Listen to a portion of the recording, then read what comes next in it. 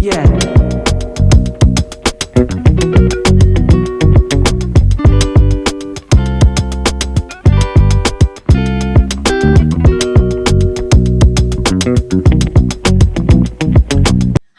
எல்லாரும் எப்படி இருக்கீங்க? இன்னைக்கு மினி பிரெட் சாண்ட்விச் தான் பண்ண போறோம்.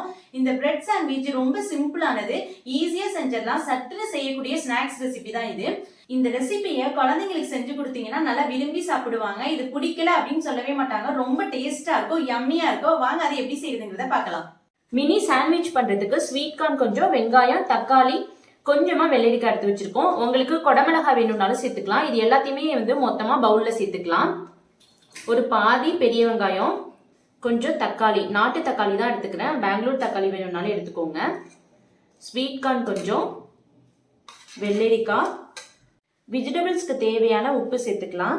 ஒரு 1/4 டீஸ்பூன் ஜீரக பொடி, 1 டீஸ்பூன் சில்லி ஃப்ளேக்ஸ், 1 டீஸ்பூன் சசனிங், பீஸா சசனிங்னு சொல்லுவாங்க. இது எல்லா கடைகளிலுமே கிடைக்கும். 1 டீஸ்பூன் மைனஸ், ஷாப்பில் கூட நீங்கள் வாங்கிக்கலாம், இல்லை வீட்டிலே ரெடி பண்ணுறதா இருந்தாலும் பண்ணிக்கலாம். கொஞ்சம் கூட தான் சேர்த்துருக்கேன். இது எல்லாத்தையுமே சேர்த்து நல்லா மிக்ஸ் பண்ணி விட்டுக்கோங்க. இன்னும் கொஞ்சம் கூடுதலாக தேவைப்பட்டா இன்னும் கொஞ்சம் கூடுதலாக மயோனஸ் சேர்த்துக்கலாம். இது எல்லாத்தையுமே நல்லா மிக்ஸ் பண்ணி விட்டுக்கலாம். வெஜிடபிள் எல்லாமே மிக்ஸ் பண்ணியாச்சு. இப்போ ஒரு 2 டீஸ்பூன் டொமேட்டோ சாஸில் 1 டீஸ்பூன் சுகர் கலந்து நல்லா மிக்ஸ் பண்ணி எடுத்துக்கலாம். இந்த மாதிரி நல்லா மிக்ஸ் பண்ணி எடுத்து வச்சுக்கோங்க. நம்ம மிக்ஸ் பண்ணி வச்சிருக்க இந்த டொமேட்டோ சாஸை அப்படியே இந்த பிரெட்டில் நல்லா அப்படியே ஸ்ப்ரெட் பண்ணி விட்டுக்கோங்க. எல்லா பிரெட்லையுமே நல்லா ஸ்ப்ரெட் பண்ணி விட்டாச்சு.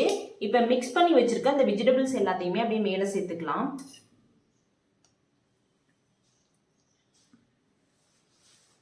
பிரெட்ல எல்லா வெஜிடபிள்ஸும் வச்சாச்சு. இப்போ மேலே மொசரல்லா சீஸ் போட்டுக்கலாம்.